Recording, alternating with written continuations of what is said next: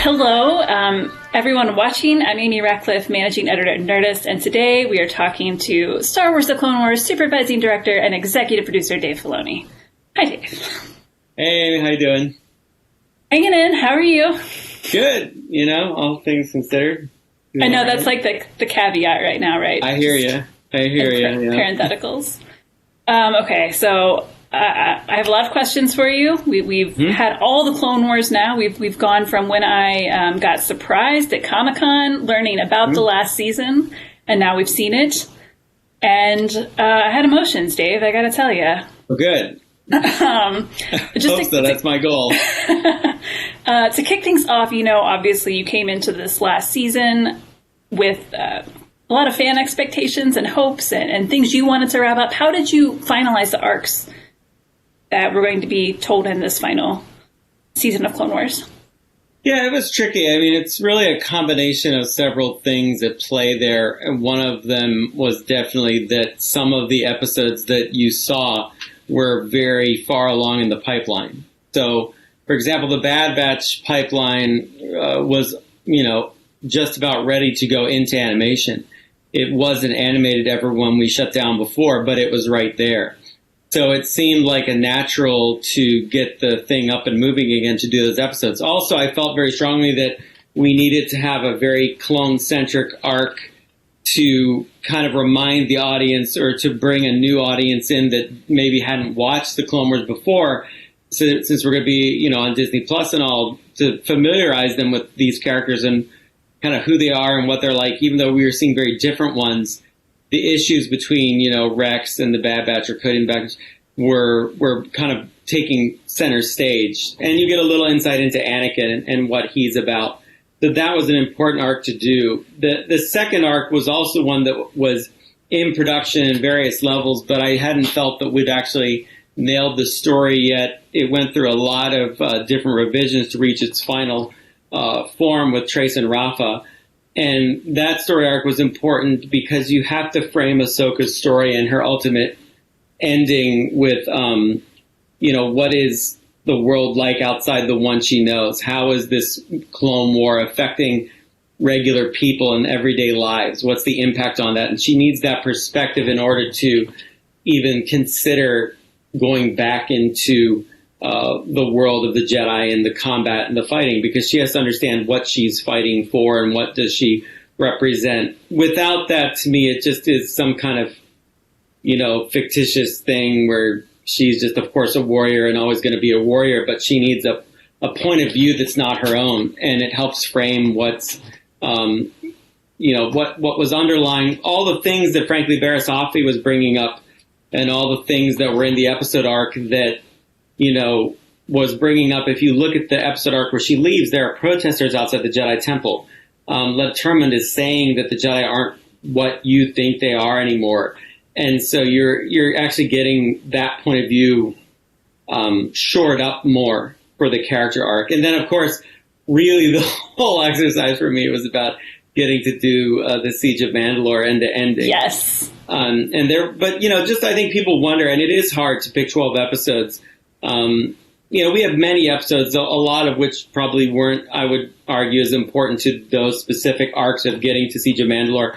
The one other I'd considered doing was explaining how Darth Maul got away from Sidious. I felt that was going to be important, but I couldn't fit it into the arcs, and I didn't want to jam it in there. And we had done it as a comic book release, and I was really appreciative of Dark Horse for doing that.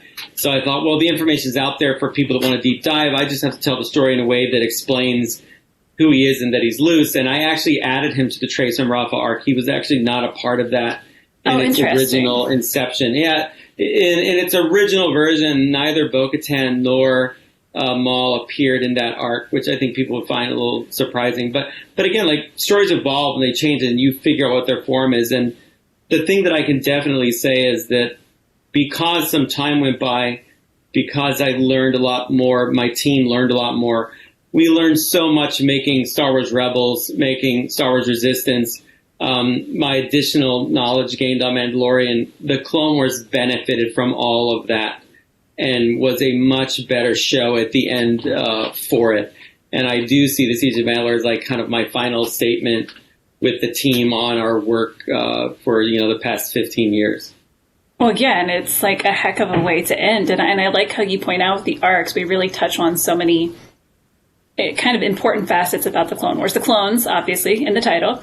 The way the world is affected every day with Trace and Rafa, you get an idea of that.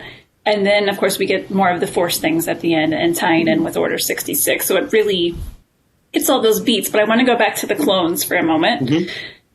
Because the final scene, I think, really kind of paid homage to them in a heartbreaking way, as, they existed and died because of Palpatine, kind of, if you draw that line. And it was just really tragic, and it broke my heart because it kind of felt at the end, you're like, oh, like what? Not that it's been pointless, but for these clones, why was it important to you to show kind of that tragedy of their existence at the very end there? I think that for me, this scene is actually one about, it is a tragedy, but you have two characters showing a tremendous amount of respect to them. And I had a very different situation to deal with than the movie Revenge of the Sith, because I had a generation of kids that grew up watching the clones as heroes, that love Rex and Cody and Gree, Fives, Echo, Tech. You go on down the list, and they have a real relationship with those characters as their friends and heroes. And so, the idea that Ahsoka could be just very blunt about things and say, well, now they're trying to kill me, so I should cut them down, doesn't really work for me. And I thought it wouldn't work for her. It's about not compromising her value of who she is. And for these clones, it's about understanding that, they are in a situation where they don't have free will. They do this, and I tried through every method possible, visually, musically, color-wise, to show that they became somebody else. And it's a bit of a danger, the Republic, the going sentiment in the Republic is that they ended up at war and their civilization was threatened because they were weak, because Valorum was weak, because, they didn't have a standing army. The Jedi get framed, of course, for starting an army, but one thing that the people largely come out of it thinking is that the Republic needs to work from strength, and that's why democracy dies with thunderous applause, and they all elect an emperor who they think will control them and keep them safe. So the clones, are seen as people that are putting down an uprising by many people in the Republic. The Jedi are, basically accused of staging a coup. And to the clones, that's believable to a degree because the evidence is there. I mean, what was Mace Windu going to do when he walked into the Chancellor's office?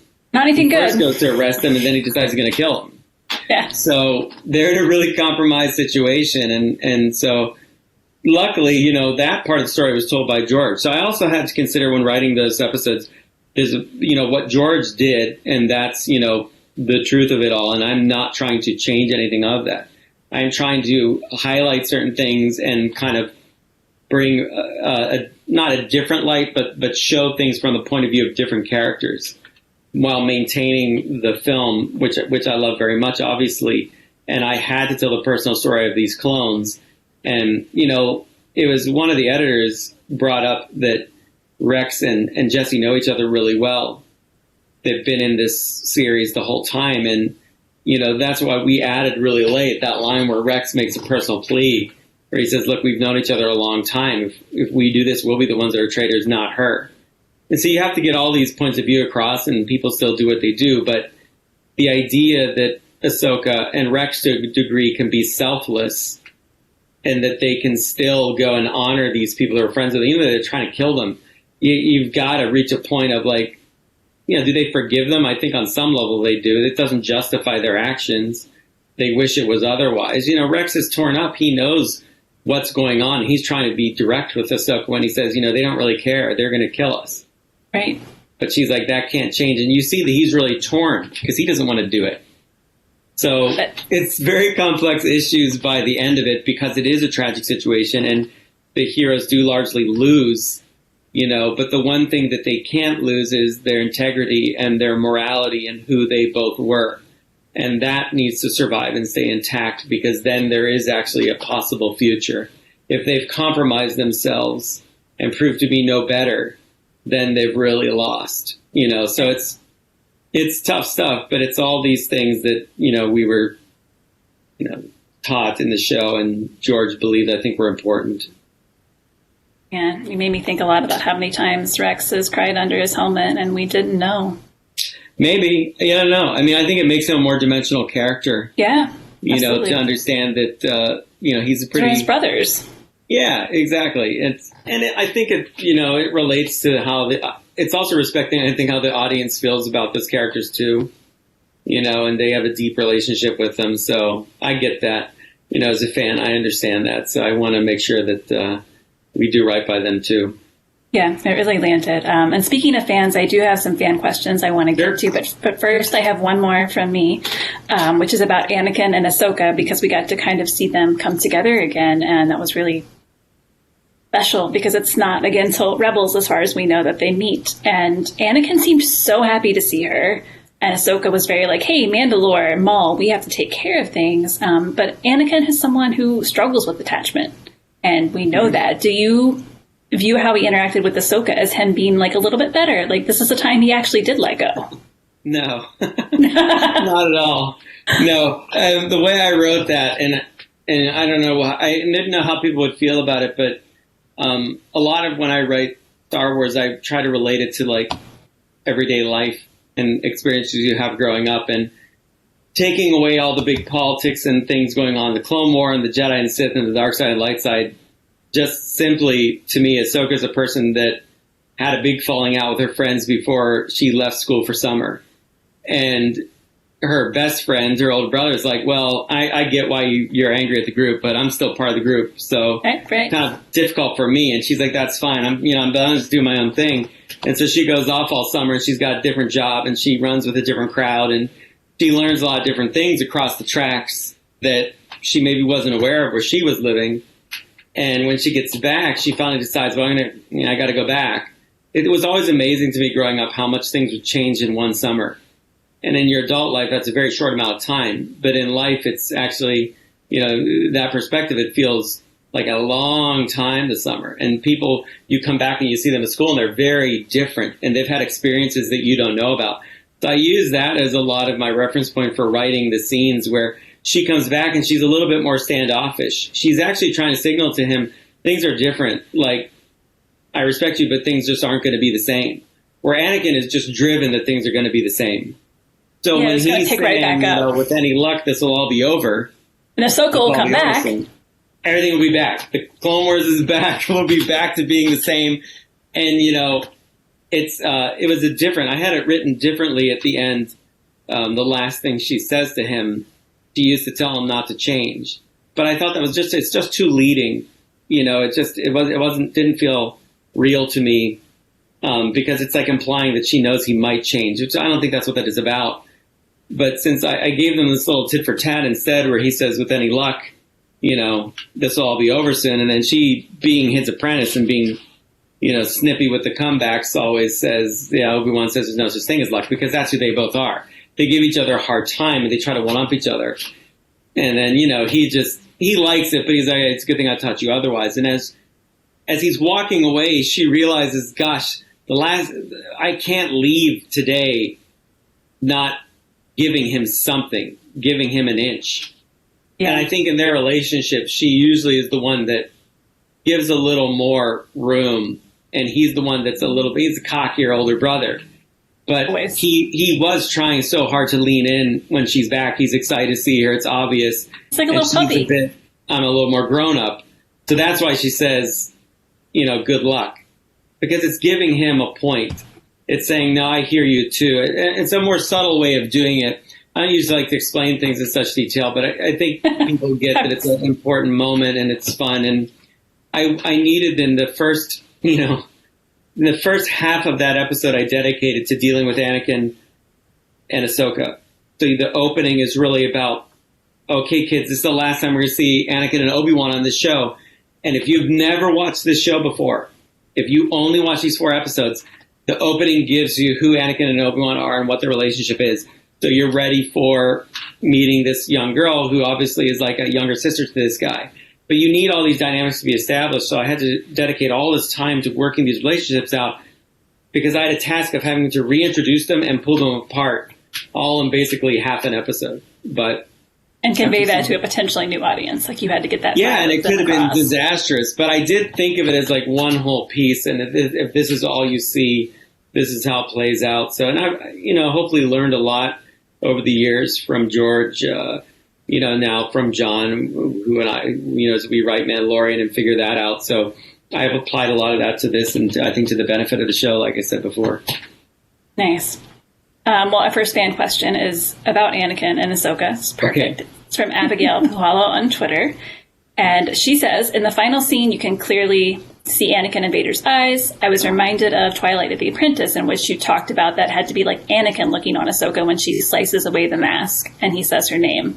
I was wondering if the decision to make his eyes visible in Victory and Death came from a similar place of inspiration. Uh-huh. Yeah. Yes. So good now I can actually answer questions. It's about, I think for me, it really, first of all, you have to, I make sure it jives with the rest of Star Wars. And if you watch it in A New Hope, I was always fascinated as a kid how you could kind of see somebody in there through the red lenses. It's just really interesting to take this person who seems so lacking of humanity and realize there's a person in there. So again, taking it from the point of view of somebody that's never interacted with the show before, this young man you see at the beginning of this 4-part arc, who is the older brother, who's the hero, who gives her this weapon, this lightsaber, you have to connect, if you have no idea who Darth Vader is, that dark-clad knight at the end of the movie is that young man. And to me, it's like connect some things that are kind of chilling, because then you realize that, the things that Maul said were true. And that her lacking of ability to accept that points that she's still flawed. She has things she needs to overcome. And that there are no simple answers. And so I had to draw these parallels. And one of them was I needed you to see humanity within that dark armor, which I think was a great effect of having the red lenses in A New Hope. That it's this penetrating thing that, some people saw it, some people didn't. But if you see it, it kind of makes you go, wait, what's going on with this Darth Vader guy? So it was just a subtle way to connect the humanity. And then it just works. I mean, as you deal with these themes in different stories, they are going to connect. Sometimes intentionally, sometimes not. So it is a good connection then to Rebels when you see the slash in the eye and you go, oh my gosh, it does connect nicely. I don't ever like to think, I didn't plan to that detail. I try to for a lot of detail, but I think it's more about the humanity that's inside the armor and connecting that was her mentor, her brother, and that, he's picked the weapon back up. It's all kind of working within that circle.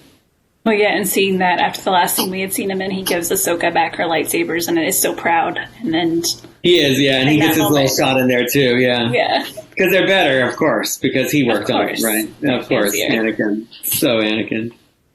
I love it. And another one, you kind of actually touched on this a little bit when we talked about Ahsoka and Rex, but Samantha from Twitter asks, what do you think about forgiveness of self in terms of the personal journeys of Ahsoka and Rex and what they were kind of, unwittingly a part of? Yeah, I mean, it's a great question. And I love that people ask these questions. I think they're important. And I think that, no matter how you look at it, they were trying to do good the whole time. Their aims in the Clone Wars, they were trying to prevent loss of life and death. And they were trying to prevent, people from going through suffering. And they did it to the best of their ability. They just didn't have the full picture. And it's a difficult situation, when you're being given orders and having to carry them out. And they did a lot of good things in the Clone Wars. So when you get to the end of it, I think part of how Ahsoka's trying to make it right is saying, I'm not going to hurt these guys, even though they're trying to hurt me. I've got to find a way out of this. But the clones at that point are, because they're programmed, are so bent on destruction and almost self-destruction at any cost to take them out. It's the hard thing to fight against. So I think it takes both of them a long time. I don't think it is easy. I think it is a challenge and it's difficult. I think Rex bears it for a long time. What's in his head. I think when you reach him in Rebels and he says, I took out my control chip to Kanan as a way of like explaining that we all can make a choice. I think he sees that as true. And I think it's one way that he's coped with things. He did get it removed. Kanan doesn't need to know the minute details of Rex's life. And I think that's where, you can get hung up on continuity so much that you don't actually tell a story that's about real people. And, so you go back, you ask yourself all kinds of things when, Obi-Wan's telling Luke the story about his father. Well, that's not exactly how it happened. But you're going to find a great many truths we cling to depend largely on our own point of view. So Rex in that moment talking to Kanan tells Kanan the point of view that Kanan needs to understand who Rex is and what he's really about. Later on, do they have a scene where they get into the truth of it that was a lot scarier? Probably, but I think Kanan also knows that. So I think it takes them both a long time to cope with. Everything, the life they knew is gone. So It's tough. I think it would be hard because the Clone Wars, I knew where it ends, and I'm like, wow, this is not. I don't get to have the parade in this one unless it's the Imperial March. So it's going to be an interesting ending. Just not the same tone. But I do hope that the audience took heart in the fact that Rex and Ahsoka came through and came through, largely intact as far as who they are as people trying to help other people. I think that could be a positive out of this, and that you believe and know if you watch other series that they can go on to do great good as well. That they can be an inspiration to others and help. And that they are both actionable people to do good. And I think that that's really important as well. Yeah, and they came through it together too, which I just was satisfying to see their friendship, especially knowing what we know later in Rebels, how they made it out of this. What was that? No doom and gloom, Dave. No, I know. Enough of that. And this is back to a question for me, because I want to talk a little about Maul before we wrap. He, as someone who's had a volatile history with Palpatine, and in that moment, the galaxy is chaotic. He senses what's coming. Is he just really looking to seize, I feel like he just kind of fell into criminal organizations, right? Because that was an opportunity and he took it. And now it's a chance to go after Sidious and take over. Is that kind of where he was in that moment when he was like, Ahsoka, let's go take care of business? Yeah, he's a person obsessed with power. And the only way that he feels secure is to amass more power. And so he'll make whatever alliance he needs to benefit himself. Remember, fundamentally, the dark side is always about the self and doing things to satisfy oneself, to control, to manipulate, to have greater power. Victory is seen only through strength. They conquer their fear by oppressing others. And so Maul, he plays both sides of the coin because he learned well from Sidious, which is, I'm going to tell you certain things that are true, but at the end of the day, I'm going to get what I want because you're going to be afraid of what I tell you is the truth. And that's what he's hoping, that she'll align with him for the goal of taking out Sidious. And I believe that he would work with her to do that. But she can't trust him at all for what the outcome of that would be, as she well knows. Now, I think that she thinks on her side, which can also be a fatal flaw, that I can play his game but outsmart him, which frankly is exactly what the Jedi thought that wound them up in the Clone War. So, I constantly try to hit the button that she has evolved a lot, but she's far from perfect. She has a long way to go to really conquer her own fears and shortcomings, which I think makes her a much more interesting character. Because Maul, look, he had an alliance with the Mandalorians and Gar-Saxon, and he says, die well. Basically, I've used you. You've served your purpose. Yeah, exactly. Yeah. And that's Palpatine, right? When he's willing to trade out Vader for Luke. So it really simply breaks down the dark side of the Force just permeates in you and your actions when you're afraid and when you do things to service yourself above other people and when you have a lack of compassion.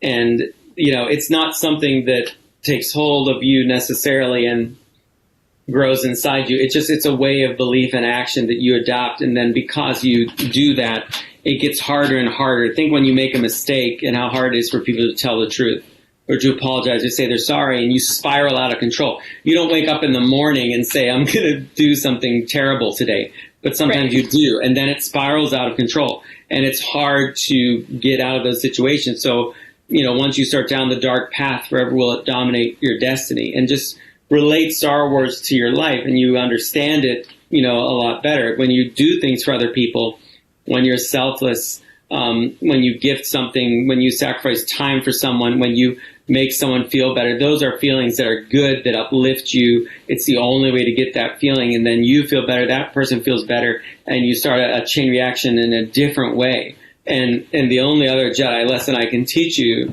today, Padawan, is that you don't conquer the dark side and then that's it. You don't just overcome it. You are tested and tested and tested and tested and tested. There is always another test.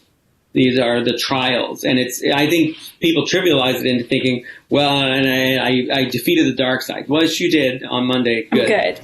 But now there's more. Because your hubris can get a hold of you. Because remember, Yoda says in the prequels, even the older Jedi have become arrogant.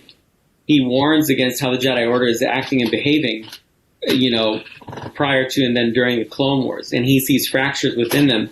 They're just hoping that they can, again, outmaneuver the dark side and Sidious before it's too late. And they don't. They almost do.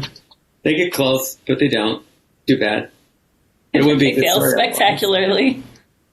Yeah, it's too bad. What a bummer for them. It's a fun story to tell. It is.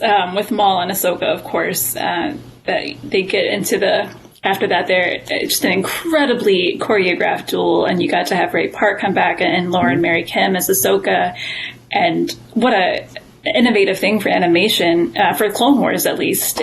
What was it like to get to use that technology, and is it something you foresee, happening in the future? Not necessarily in Star Wars, but just in animation. It's so situational, honestly. Fits. We had a very special situation there. We had tried using some motion capture a long time ago in the Wookiee Hunt episodes, and I captured a couple people portraying Wookiees, and I just, Keith Kellogg and I, the animation supervisor, felt that it was just too heavy of a process for us to take in our, format that we were executing. But times have changed, technology's changed. Lucasfilm's made a lot of developments, and then I had worked on The Mandalorian, doing a lot of previs, and some of that previs I used, our tools through ILM, which involved stagecraft and doing motion capture work. And so I was personally much more comfortable doing it and directing actors on a stage. And so, just knowing Ray and seeing this opportunity and just frankly knowing I needed to have a really spectacular lightsaber fight. And if you can get someone like Ray Park, it takes a lot of pressure off you as the director, to execute it, because you have to just surround yourself with the best talent, that you can find. And, he's so spectacular. Keith and I were marveling at his speed and how he would move so quickly that trackers couldn't follow him. And his lightsabers would virtually fly out of the hands, even though they hadn't. And it was really great. And once we captured the data, we could then shoot it. Nate Villanueva and I, and figure out Nate did such a brilliant job with the fight. So it really came across, and it felt good. It felt good on every level, And Lauren had to come in and do something that really nobody had ever done before, and I explained.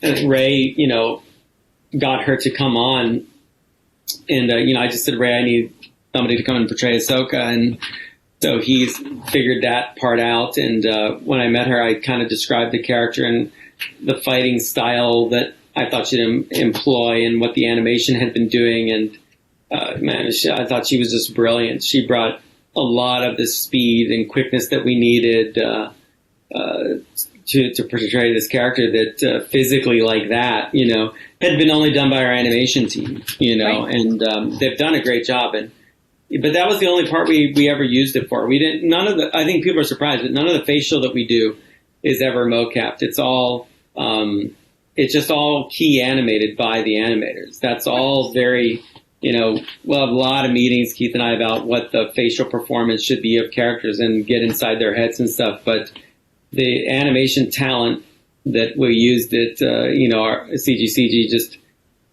phenomenal. And that company that was animating these episodes, I have collaborated with them since the beginning of my work at Lucasfilm. So we have like a 15-year relationship that's probably the most important, in my career. People there that I've worked with that know Star Wars as well as anyone, or at least know these characters as well as anyone. So I think everybody felt good finishing it and doing a fight like that. And we really took it seriously because we knew people would want it to be good, and you have to live up to that. It's a challenge. Yeah, well, reactions seem to be pretty positive, so well done. Hope so, yeah, that's what I hear. Well, I've heard we have a little bit more time, so I'm going to try to get 2 more fan questions. Yeah, you're good. No worries. Great. This one is from Damon Juan Kenobi on Twitter, and he asked, what prompted the use of I am one with the Force is with me, and was that connection between Ahsoka and Rex that kind of helped her spark finding the chip? Yeah, it was a very tricky thing to explain and justify this chip that's in their heads, and it should be difficult to find, and otherwise why isn't everybody removing them? And I needed to rely on an arc that maybe you had seen and maybe you hadn't seen, and I didn't have a lot of time to do all of this. And so what I came up with was this idea that because she is connected in her own way to Rex, and they're good friends, and that she cares about him, that she needed literally to get inside his head and maybe to open up his mind. And I really enjoy, I think it shows homaging other things and paying due to other people and projects within Star Wars. And I really felt that I'm one with the Force and the Force is with me was a line that resonated from Rogue One. And it just popped into my head in this moment as something that could really work well, to connect the two. And as we were performing the scene, it became this great moment where, Dee and Ashley started saying it together. And so you get the kind of unity, the bond that's happening there. And then we animated it so it almost looks like, his words are coming out of her mouth. And so it's just a way of doing it to say she's in there and allowing him to open up his mind. And it reveals the problem, to her, to the world. So it just, those were the elements that kind of influenced the making of that scene. And it's one of my favorite moments. And it's because you have to feel it, you have to believe it and feel it. Otherwise it's not going to work. So that was kind of, you can have all the logic in the world and try to explain everything, but if the audience by that point wants it to be found and feels that moment, then it will work. And so hopefully we got you there. Yeah, well, and you feel like that this is something Rex desperately wants to get out. He doesn't want to be feeling. Yeah, so it all He's fighting it inside. He just can't, Yeah, he can only do so much. I think that's another thing you asked earlier about the clones, and it's like you see Rex has some consciousness that this is all going down the wrong way, but he can't prevent it from happening, which shows you that it's a little bit outside of their control. And, somebody that watches Clone Wars, that his spell is a little bit broken because he talked to fives. And I was just kind of working off of a really old idea that sometimes when you hear what the truth is, when you're told the lie, it just doesn't stick with you. And so Rex hearing what Fives had to say and then seeing that he had logged a report on Fives' behalf saying, I think there's something going on here that we don't know and we don't really understand yet. That at least Rex's gears were working in the direction of there's something wrong with us.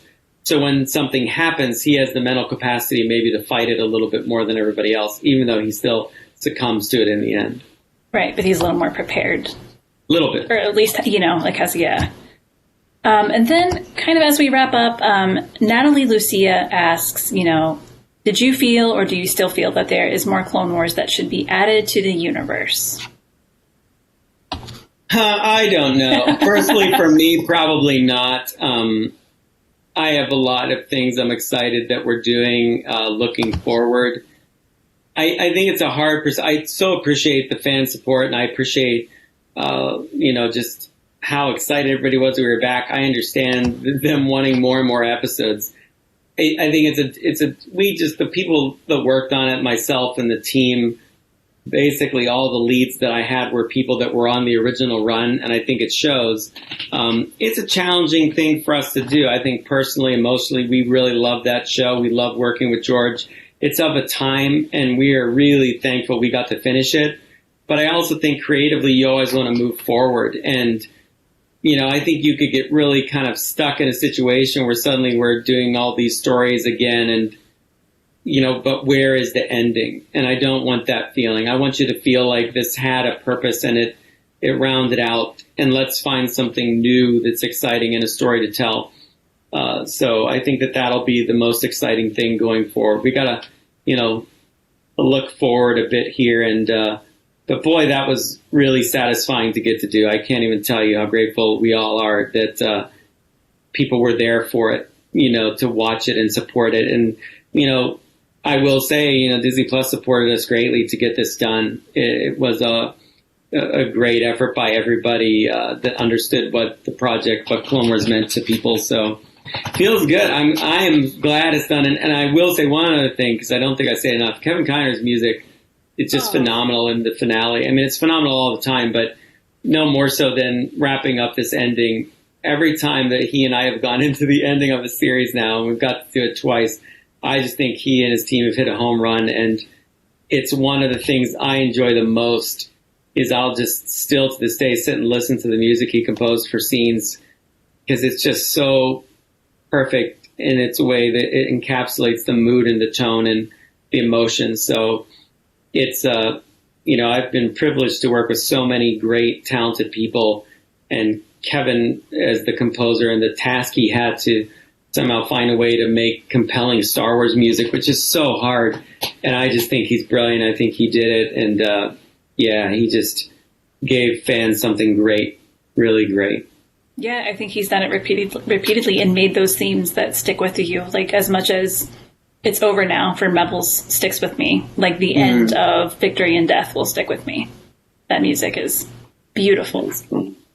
On a lighter note, so there was a droid, couldn't help but notice, voiced by you, named Cheap. Is it just like your new thing now? You're like, I need to voice a droid as often as I can. No, only when I think it can be done. I know my limits, and they are many. But that type of droid, because I made him like Chopper. He's more like a Chopper prototype droid. I definitely got Chopper vibes. Yeah, I thought it'd be funny if I did that and showed that there's something about that generation of droid model that's a little bit more cantankerous and bizarre. So that was cheap, and it was just fun to be a part of that and get to do that again. I really enjoyed doing Chopper most of the time, and that worked out. So I was a little emboldened. I like that. It's better than my X-Wing pilot by a long shot, that's for sure. So I don't, I'd much rather do droids. Much more fun to do droids. I'll say I'm more partial to droids, so especially cranky ones. I relate. Yeah, why not? They're like cats to me. Those type of droids where R2 is more like a dog, more totally loyal. Chopper's loyal in the end. He's loyal in the end, but he's going to make you earn it. Oh yeah, I still love Rebels. Rebels was a really fun show to make. I enjoyed that. And it, again, we learned so much making those other shows. When we came back to Clone Wars, it so benefited from it, technically, creatively, and I think it shows. Oh yeah, I would imagine Ahsoka and Rex and Maul, particularly, their storylines here, and Bo-Katan, like they all benefited from having those connections later. Sure. Oh yeah, it was fun. It's fun to revisit them. Boy, it's strange in a way, but really. Really fun, and now it's over. It's hard to believe. It feels like we were just talking about doing it. I didn't think we'd ever do it, and then there it happened. Feels like that panel at Comic-Con was yesterday. And I think then to wrap up, I want to ask. I got this from a couple people on Twitter too, from Molly and Aaliyah, and personally, I want to ask about Moira because we saw her overhead there at the end, and I know you've talked about how she kind of is the observer, kind of shows up in important moments related to Ahsoka. Would you care to speak any more about her appearance in that scene? No, not too much. I mean, answering things is not really that fun. I know what the answers are, but yeah, the audience is savvy. They all know what's going on. It's, it just tonally plays out the right way. I'll say that. I used to have I had different versions of that, and the way it landed, the ending of the series. There were always common things about it. At one point, I had that bird perched on the Y-Wing fighter, and I just couldn't. It wasn't playing right. I was like, that doesn't work. And you have to play with it, and it's always a race to get it right before you run out of time and money. That's the only important factors. Yeah, and it's just true. You have to be flexible and able to leap at opportunities that arise. And as I kind of changed the ending as it went, because I think a really important thing for me about the ending of the series was this is not about Anakin. It has something tangential to do with him, but it's not about him. It really has to be about Ahsoka and Rex and their point of view. Anakin's story is told. That was George. That's what he did. Revenge of the Sith. So I don't have to worry about that, but I can tell the point that needs to be told related to her. And so I had to be careful when it got to the ending that, it's not this distraught thing about her and is she thinking that Anakin, what happened to him. I mean, that all plays out however it plays out, but it's not the most important thing. Because it's, then it's like de facto telling Anakin's story somehow again through her, which is not what we want. No. It's not the voice I want in this, So I think it all broke the right way. But boy, it was a thrill to work with everybody again and to see, Ashley and Dee and James and bring Kat back and, everybody that had been there since the beginning. It was a nice go around, I think, for all of us, brief as it may be at the end of the day. Yeah. Awesome. Well, thank you for all of you for coming back to make Clone Wars, more Clone Wars, and finish it up. It's very special to have a series ended on a creator's terms, and I'm glad we got to get there. Thank you so much. And thank you for your time. And yeah, that was great. Thanks, Dave. Thank you. It's so great to be here, and thank you, all Star Wars fans, Clone Wars fans, for supporting us over the years and helping inspire this to happen. It was a great thrill, a great run to do this, and I just hope you enjoyed it as much as we enjoyed making it. And let's look to the future. Always in motion is the future, and we'll see what's coming. We'll see what's coming your way. Yay! I didn't feel like this would be a proper Dave Filoni interview if you didn't say "always in motion is the future." So do I say that a lot? I don't know. I've only got a couple lines I can use. I know. That's all. What's a good one?